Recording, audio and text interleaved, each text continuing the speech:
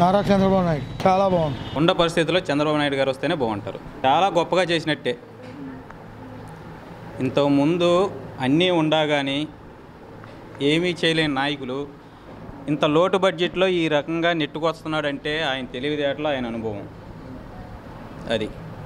ఆయన తప్పక ఇంకెవరు చేయలేరు ఉన్న పరిస్థితుల్లో. 100% ఆయనే రావాలి. ఎవరికి ఇచ్చినా కానీ టీడీపీ వస్తేనే నెక్స్ట్ 5 years కొంచెం ఏమన్నా ఇంకొంచెం ముందుకెళ్ళిద్ది. బ్రహ్మాండంగా ఉంది. ఇప్పుడు చేసిన మీరు ముఖ్యమంత్రి కావాలి. 5 ఏళ్ల పరిపాలన ఎలా చేసినా అది ఆ కార్యం. ఎందుకంటే తెలుగుదేశం పార్టీ ఎప్పటి నుంచో మేము దానికే ఉంటాం. అది నందమూరి గారి నుంచి మేము అది ఎన్టీ రామారావు ఆ పార్టీ నుంచి అదేనండి. అది అందువలన మేము అదే ఆయనే. ఆంధ్రప్రదేశ్ ముఖ్యమంత్రి అంటే మరి ప్రస్తుతానికి చంద్రబాబు నాయుడు గారు వస్తే మళ్ళీ బాగుంటుంది అనుకుంటున్నాం. బాగానే ఉంది.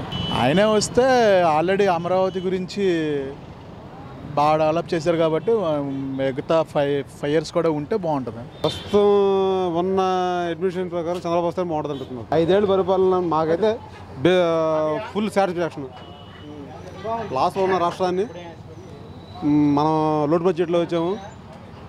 బడ్జెట్ లోట్లో ఉన్న ప్రజలందరికీ సంతృప్తిగా ఉంది. ఉద్దేశం టీడీపీ వస్తే బాగుంటుంది. పరిపాలన బాగానే ఉంది. 4 సంవత్సరాలు ఆగి ఈ సంవత్సరమే కొంచెం ఈ పెన్షన్లు ఇలాంటివన్నీ కొంచెం పెంచి ఈ సంవత్సరం బాగా చేశాడు. లేబర్ నాదుగా ఉన్నాడు ఒక విధంగా చంద్రబాబు నాయుడు గారు. అది ముఖ్యమంత్రికి చంద్రబాబు నాయుడు వస్తేనే బాగుంటుంది.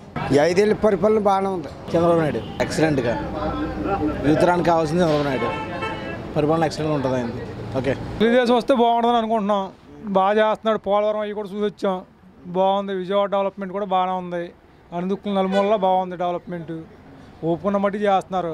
మళ్ళీ ఆయనే వస్తే బాగుంటుందని అనుకుంటున్నాం. రాష్ట్రం మళ్ళీ ఇంకో 5 సంవత్సరాలు ఇదే గవర్నమెంట్ నిలబడితే అందరికీ అనుకూలంగా ఉంటుంది. రాష్ట్రం విడిపోయిన తర్వాత ఈ మనకి పథకాలు అవి కూడా స్టాండర్డ్ అయ్యి బాగుంటుందని ఆశ.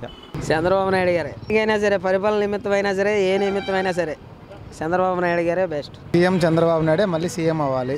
లోటు బడ్జెట్ అయినా సరే మాకు పింఛని పెంచారు, నిరుద్యోగ భృతి ఇస్తున్నారు. చాలా బాగుంది. ఈ వీడియో గనుక మీకు నచ్చినట్లయితే లైక్ చేయండి, షేర్ చేయండి.